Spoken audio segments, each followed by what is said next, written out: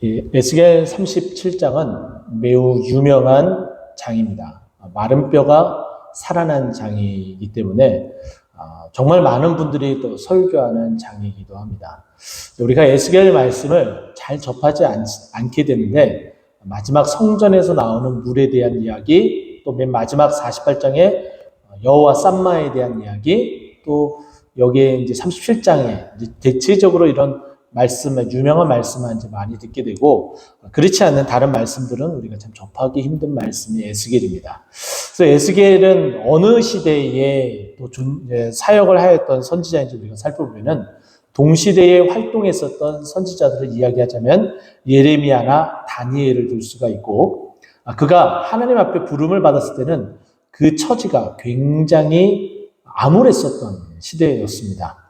남유다 왕을 전체 20명으로 이제 보게 되면은 19번째 왕인 여호야긴이라는 왕이 있습니다. 이 여호야긴이라는 왕이 포로로 바벨론으로 끌려가게 됩니다. BC 598년에 바벨론으로 끌려가게 되는데, 그때 2차로, 두 번째로 이제 끌려가게 될 때에 이때 함께 끌려간 사람이 바로 에스겔이었습니다. 그 에스겔이 이렇게 함께 끌려가서 바벨론에 있는 그발 강가에 머물게 되는데, 이 바벨론 그발 강가는 과연 어디쯤에 있냐? 우리가 성경을 거슬러서 보게 되면은 아브라함이 갈대아 우르에서 그의 아버지 그 고향이었었죠. 그곳에서 그 아버지는 우상 장사를 했었던 곳이었고, 또 하나님이 그곳에서 아브라함을 불러내서 하란으로 옮기게 되고, 하란에서 다시 가나안 땅으로 들이게 되잖아요.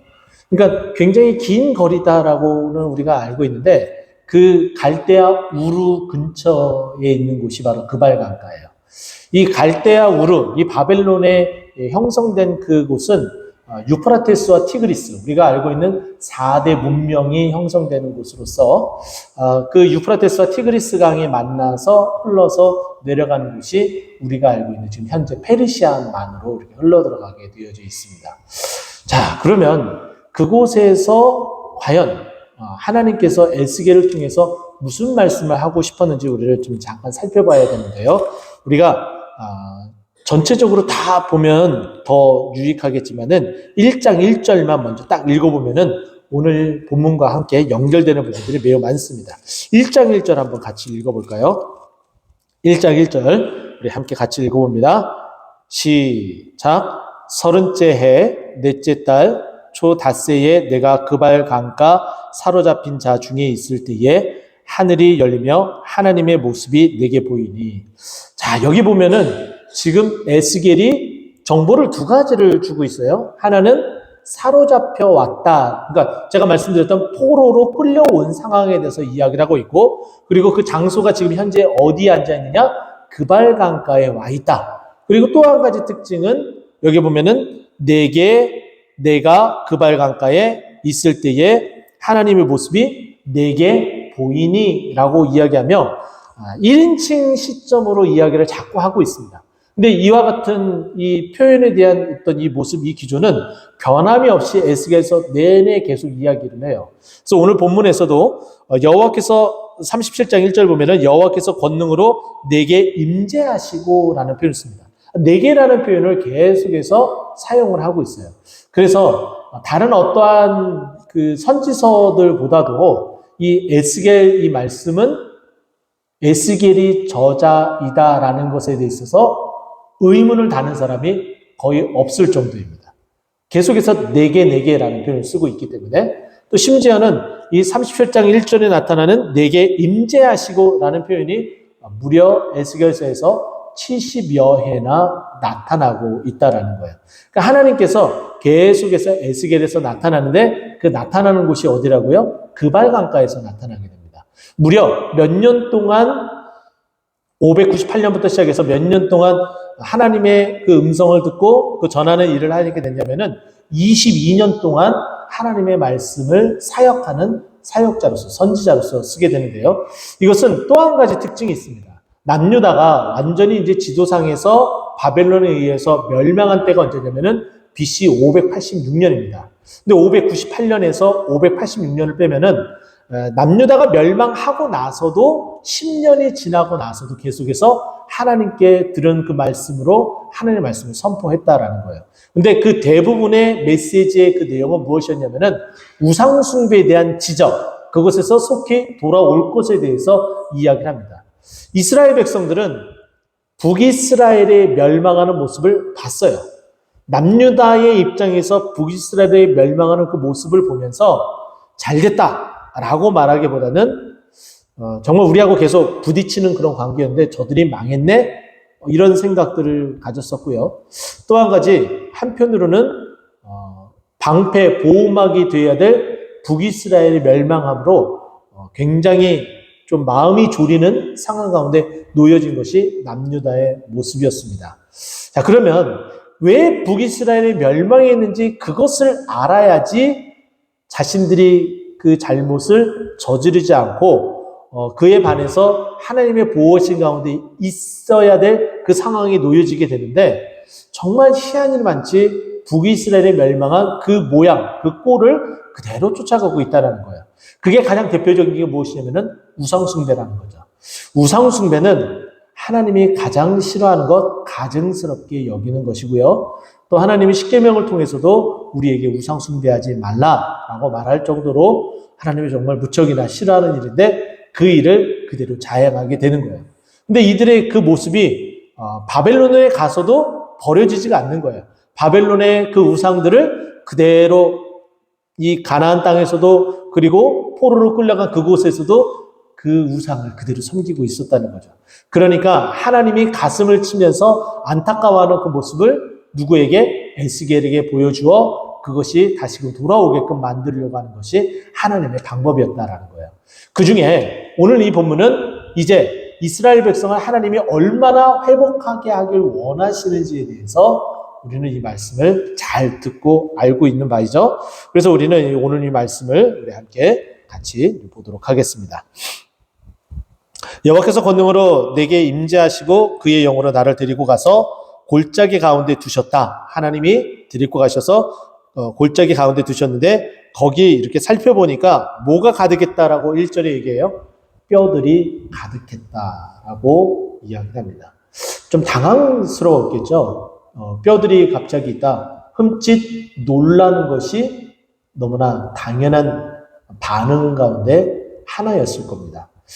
왜 갑자기 뼈를 보여주시지? 무엇 때문이지? 하나님께서 무엇라고 말씀하시려고 하시지?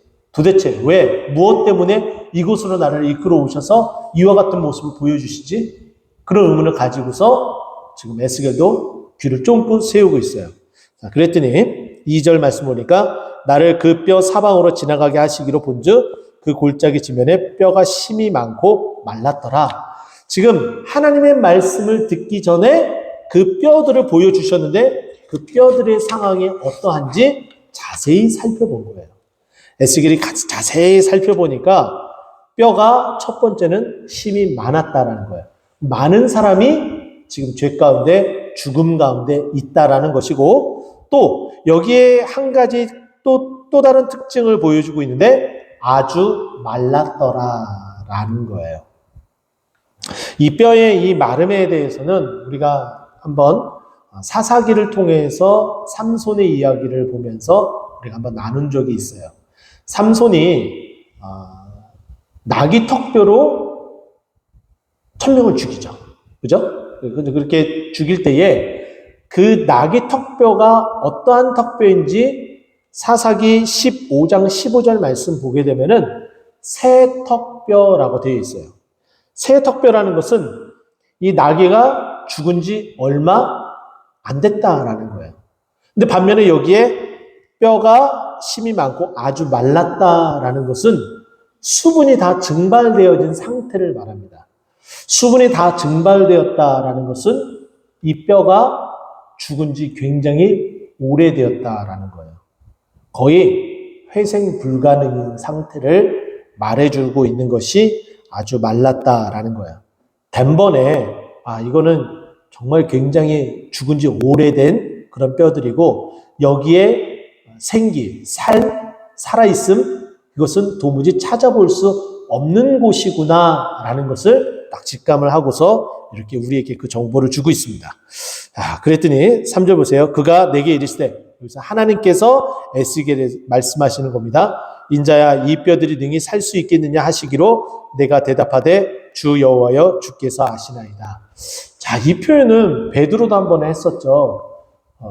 내가 사랑하느냐라고 물으니까 베드로가 뭐라고 그랬어요? 주께서 아시나이다 라고 고백했던 그 모습이 기억이 납니다. 자, 여기서 에스겔과 하나님이 주고받는 이 이야기, 이 뼈가 능히 살 수 있겠느냐 이 말에 지금 에스겔은 정보를 얻었잖아요. 뼈가 아주 말랐다. 살 수 없는 지경이다 라는 거예요. 또 한 가지 에스겔이 알고 있는 정보 하나가 있습니다. 그것은 뭐예요? 하나님은 능치 못하심이 없는 분이다라는 전능하신 하나님이라는 그런 하나님에 대한 믿음, 신앙이 있는 거예요. 하나님은 왜 이것을 물으셨을까? 이거는 보나마나 뻔하다. 이것이 살 수 있기 때문에 나에게 물은 것이다 라는 거예요. 우리가 하나님의 속성만 정확하게 알면은 하나님이 무엇을 싫어하고 하나님이 무엇을 좋아하는지 우리는 훤히 다 알고 그것대로 따라 움직일 수가 있다라는 거예요. 그런데도 참 신기하게도 우리는 우리 안에 죄성이 가득하기 때문에 그 죄성으로 인해서 하나님이 원하는 것을 하지 않고 하나님이 원치 않는 것을 하는 그런 모습 가운데 놓여져 있는 거예요. 그렇기 때문에 우리가 매일같이 하나님 앞에 나와서 기도하면서 하나님 이 육신의 정욕을 하나님 죽여주시고 하나님께서 주신 새로운 영을 부어주사 내가 살아나 내 육심의 그 욕심을 다 죽이고 주님께서 주신 그 능력으로 살아가게 하여 주시옵소서 그렇게 고백을 해야 된다는 거예요. 하나님 분명히 다 살릴 수 있기 때문에 에스겔은 그것을 다 알고 나서 못한다 라는 말을 못하고 주님이 아시지 않습니까? 주님이 어떠한 분인지 저도 알고 있습니다 라는 표현과 똑같이 이야기를 하고 있습니다. 그랬더니 하나님께서도 고개를 이제 끄덕이셨을 것 같아요. 그래, 네가 잘 아는구나 라고서 고개를 끄덕이셨을 것 같습니다. 또 4절에 보니까 이렇게 얘기해요. 또 내게 이르시되 너는 이 모든 뼈에게 대하여 이르기를 너는 너희 마른 뼈들아 여호와의 말씀을 들을지어다. 자, 마른 뼈는 죽음 상태예요. 듣지 못하는 상태예요. 그런데 하나님의 말씀을 들을 수 있도록 대언해라 라고 이야기를 하는 거예요. 하나님은 죽은 자를 살리시는 능력의 하나님이십니다. 우리가 바로 그런 존재였잖아요. 에베소서 2장 1절 말씀을 보게 되면은 이렇게 우리에게 말씀합니다. 그는 허물과 죄로 죽었던 너희를 살리셨도다 라고 정확하게 말씀하고 계세요.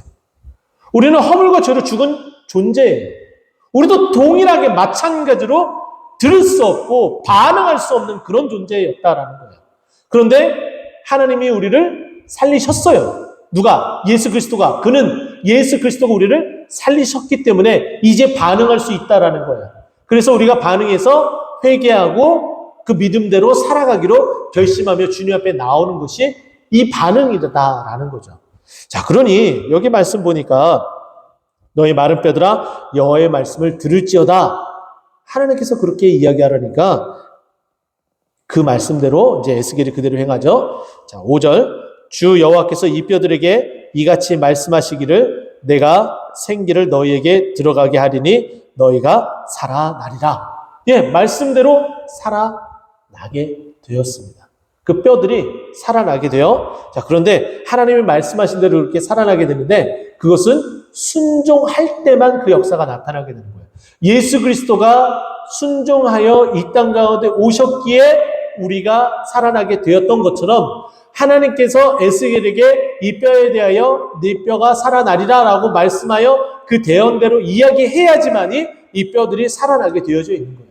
그래서 순종의 힘이 그만큼 대단하다라는 거죠. 그렇게 말씀하신 대로 이제 6절의 말씀 보니까 이렇게 얘기해요. 너희 위에 힘줄을 두고 살을 입히고 가죽을 덮고 너희 속에 생기를 넣으니 너희가 살아나리라. 또 내가 여호와인 줄 알리라 하셨다 하라. 지금 우리에게 살아나게 한 그 이유는 뭐냐면은 너희를 살리신 분이 누구인지 알기 위해서. 이 알다라는 이 야다라는 이 히브리어는 깊이 있게 관계를 맺으며 알아가게 된다. 속속들이 알게 된다라는 거예요. 우리가 허물과제로 죽은 존재였어요. 근데 우리를 살리셨죠? 그래서 살아나게 되니까 나를 살리신 그분이 누구인지 알게 되고 그분과 깊이 있는 교제 가운데 들어가는 것이 여호와를 알리라, 알게 된다, 이런 단어로서 이렇게 말씀하고 있는 겁니다. 자, 그랬더니 이제 드디어 순종이 이루어집니다. 7절에 보니까 이에 내가 명령을 따라 대언하니 대언할 때에 소리가 나고 움직이며 이 뼈 저 뼈가 들어맞아 뼈들이 서로 연결되더라. 지금 뼈가 완전히 다 흐트러져 있어요. 맞는 뼈가 하나도 없었다라는 거죠. 그 곳곳에. 그런데 놀랍게도 전혀 생기도 없고 듣지도 못하고 반응할 수도 없는 그 뼈들이 그 명령에, 하나님의 말씀의 그 명령에 따라서 움직여져서 뼈와 뼈가 연결되어졌었던 그 뼈들이 사방으로 흩어졌는데 그 뼈들이 다 제자리에 맞춰서 온전한 사람의 그 뼈로 다 완성이 되어졌다라고 이야기를 하는 거예요. 그것이 바로 서로 연결되었다라고 말씀합니다.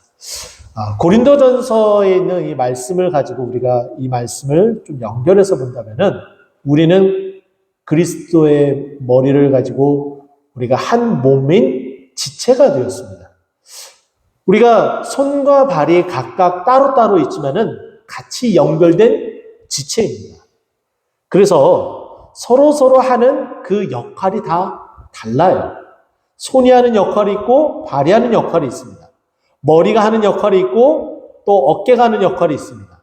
또 눈이 하는 역할이 있고 코가 하는 역할이 있고 또 입이 하는 역할이 있고 귀가 하는 역할이 있어요. 각각 다 달라요. 그런데 고린도서의 말씀 보면은 내가 볼 때는 내가 필요 없기 때문에 너는 없어도 된다라고 말할 수 없다라고 이야기를 합니다. 우리는 그런 존재라는 거예요. 근데 우리가 그렇게 다 연결되어졌어요. 무엇으로써? 하나님의 말씀으로써. 하나님의 말씀에 대언되어져서 뼈들이 연결되는 것처럼 우리도 예수 그리스도, 하나님의 말씀인 예수 그리스도로 말미암아 다 연결되어진 교회 공동체를 이루고 이 자리에 앉아 있게 된 거라는 거예요. 놀라운 일이죠. 우리가 허물거지로 죽은 우리가 살아나서 이 자리에 앉아 있는 것도 놀랍지만은 우리가 각각의 지체로 그리스도 안에서 연결되어져서 앉아 있다는 것 자체가 정말 놀라운 일입니다. 하나님은 그것을 행하셨다라고 말씀하고 있는 거죠. 8절, 내가 또 보니 그 뼈에 힘줄이 생기고 살이 오르고 그 위에 가죽이 덮이나 그 속에는 생기가 없더라. 점점 발전해 나가는 거예요. 처음에 교회가 태동이 되었을 때의 그 모습하고 1년이 지나고 2년이 지나고 또 시간이 흘러서 이제 우리 교회 같은 경우는 이제 27년이 되었어요. 27년 동안 변화된 그 모습들을 보면은 정말 많은 것들이 달라진 것들이 또 보여지게 됩니다. 근데 앞으로 올해 달라질 것이고 내년에 또 달라질 것이며 앞으로 1년, 2년, 또 3년, 5년, 10년 앞으로의 그 시간들이 점점 우리가 여기에 나와 있는 이 8절에 있는 말씀처럼 힘줄이 생기고 살이 오르고 그 위에 가죽이 덮이면서 변모되어지는 모습이 나타나게 되어진다라는 거예요. 그런데 그렇게 되더라도 정말 빠져서는 안 될 것이 있습니다. 그것이 빠지면은 무용지물이 돼요. 그래서 여기서도 이야기를 하죠. 생기는 없더라. 아무리 교회가 승승장구하더라도 우리가 요한계시록의 7교회를 이야기를 들었잖아요. 우리 함께 봤잖아요. 아무리 풍요롭고 아무리 능력 있어도 하나님 앞에 칭찬받지 못하고 죽은 교회로 취급받은 4대 교회 같은 모습으로 전락해버릴 수가 있다는 거예요. 아무리 여기에 나타난 것처럼 힘줄이 생기고 살이 오르고 그 위에 가죽이 덮일지라도 그 안에 생기가 없으면 어떤 교회와 같다라는 거예요? 4대 교회와 같다라는 거죠. 그러면 여기에 반드시 필요한 게 무엇이라는 거예요? 생기다라는 거죠. 그래서 마지막에 9절 말씀 보세요. 또 내게 이르시되 인자야 너는 생기를 향하여 대언하라. 생기에게 대언하여 이르기를 주 여호와께서 이같이 말씀하시기를 생기야 사방에서부터 와서 이 죽음 당한 자에게 불어서 살아나게 하라 하셨다 하라. 자, 이 마지막 말씀 보니까 생기를 그 안에 불어 넣어라 라고 얘기를 해요. 이 말씀은 하나님께서 우리 인간을 창조하실 때에 흙으로 빚으셨죠. 그리고 그 교회에 생기를 불어 넣으시니 비로소 생명이 된지라 라고 말씀하셨어요. 하나님이 불어 넣으셔야지 그 생명이 살아나게 되어져 있습니다. 성령이 교회 안에서 역사해야지 그 교회가 살아있는 교회예요.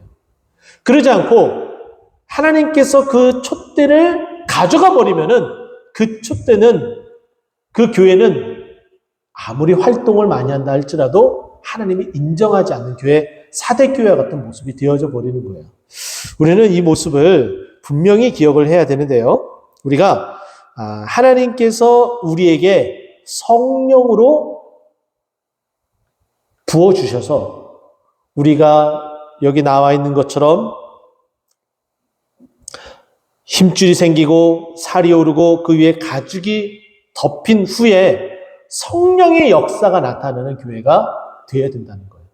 그래야지만이 하나님이 인정하는 살아있는 그런 역동하는 교회가 될 수 있다는 거죠. 자, 이렇게 죽음 가운데 그 불이 부어서 생명을 불어넣어서 살아나게 하였더니, 자, 10절 말씀 우리가 읽지는 않았지만 한 번 더 10절을 제가 읽어드리면 이렇습니다. 이에 내가 그 명령대로 대언하였더니 생기가 그들에게 들어가매 그들이 곧 살아나서 일어나 서는데 극히 큰 군대더라. 자, 여러분 보세요. 뼈가 그냥 있는데 그 뼈에 살이 붙고 힘줄이 나서 사람의 모양을 갖췄어요. 근데 성령이 불어넣지 않는 상태에서는 여전히 죽은 존재였습니다. 성령이 불어넣었더니 살아났어요. 근데 살아나자마자 하나님이 뭐라고 말씀하시는지 10절에 보니까 큰 군대다라고 이야기를 합니다. 여러분, 군대는 우리 지역에도 군부대가 몇 군데가 있죠. 군대는 군복을 입으면 군대가 됩니까?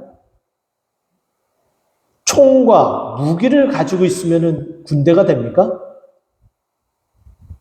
총과 무기는 당연히 있어야 되겠지만은 그것을 적재적소에 사용할 줄 알고 적이 침투를 했을 때의 방어와 그리고 자신이 가지고 있는 그 무기를 가지고 일격필살, 한 방에 적을 물리칠 수 있을 정도의 훈련이 되어져야지 군대가 됩니다.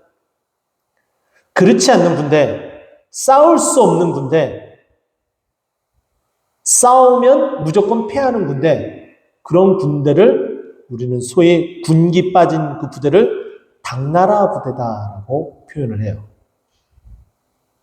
아무 힘이 없는 그런 부대겠죠. 근데 오늘 본문 말씀에 하나님께서 생기를 불어넣어서 살아나니까 그 살아난 그 존재 자체를 보고서 큰 군대라고 이야기를 하십니다. 근데 하나님은 정말 독특하게도 우리에게 이와 같은 말씀을 여러 번 하셨어요. 출애굽기 12장 41절 말씀을 보게 되면은 이스라엘 백성들이 애굽에서 한 일이 무엇이었나요? 기껏 해봤자 벽돌 만드는 일이었어요. 출애굽하기 전까지 그들이 정말 하루 왼종일 했었던 거는 군사훈련이 아니었습니다. 벽돌을 만든 것이었어요.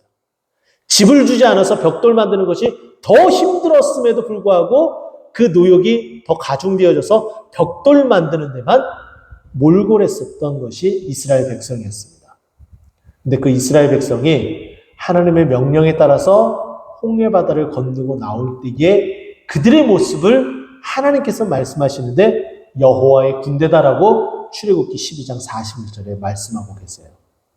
신기하죠? 희한하죠? 또 이와 같은 모습이 또 한 군데에 한 개인을 지칭하면서 이야기하신 적이 있습니다. 사사기 6장 12절 말씀 보면은 믿음의 사사 기드온이 나오죠. 그 기드온은 정말 우리가 알고 있는 300용사, 용맹한 300용사로 기억을 하지만 그 이전에 그가 행했었던 그 모습은 하나님의 사사의 모습다운 모습이 요만큼도 없었습니다. 미디안 사람들이 계속 지켜보고 있어요. 저들이 저 곡식을 탈곡하는지 안 하는지 계속 지켜보고 있다가 탈곡하면은 미디안 사람들이 우르르 와서 그 탈곡한 곡식을 다 뺏어갔었습니다. 그러니까 또 탈곡하면은 그와 같은 상황이 벌어질 것이다 라고 생각을 해서 미디안이 못 보게끔 포도주 틀에 숨어서 타작했던 것이 누구예요? 기드온이었어요. 그 기드온을 두고서 하나님이 이제 그 기드온을 들어서 사용하시기 위해서 기드온을 부르실 때에 뭐라고 부르시는지 아십니까? 마음이 쫄려서 미디안 사람들이 무서워서 그렇게 숨어서 타작했었던 포도주 틀에서 타작했었던 그 기드온을 두고서 큰 용사여라고 이야기를 합니다. 세 곳 다 정말 독특하게도 동일하게 큰 군대도 아닌 것을 큰 군대라고 이야기를 하고 한 번도 군사훈련을 받지 않았었던 그들을 여호와의 군대라고 지칭을 하며 큰 용사의 제목감이라고는 요만큼도 없는데도 불구하고 기드온을 큰 용사다라고 부르고 있습니다. 왜요? 하나님이 그렇게 쓰시겠다라는 거예요.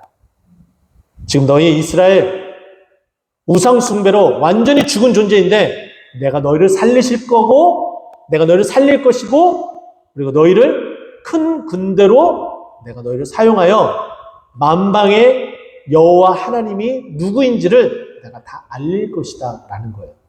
근데 이 말씀은 오늘도 우리의 삶에 여전히 존재합니다. 우리는 각자의 모습을 살펴보면 매우 미미하고 매우 부족한 존재입니다. 하나님께서 들어서 주실까? 라고 생각해 봤을 때에 우리는 그저 부끄러울 뿐입니다. 전 부족할 뿐입니다. 라고 말할 정도로 우리 자신을 우리가 너무나 잘 알고 있어요. 그런데도 우리 하나님께서는 동일하게 여호와의 군대로, 큰 군대로, 큰 부대로 그리고 큰 용사로 우리를 불러주신다라는 거예요. 어떻게 해요? 죽은 우리를 살리시고 그 살린 우리에게 힘줄과 또 살을 덧붙여 주시고 그 안에 살아날 수 있도록 무엇을 주시고 성령을 우리에게 주셔서 우리가 그와 같이 큰 군대를 이룰 수 있도록 우리를 만들어 주시겠다라고 이야기하십니다. 이 에스겔 이 말씀을 통해서 우리가 힘을 얻고 우리도 정말 큰 군대로서 주님 앞에 쓰임 받는 정말 귀한 우리 동두는 꽃동산교회 되기를 간절히 축원드립니다. 기도하겠습니다.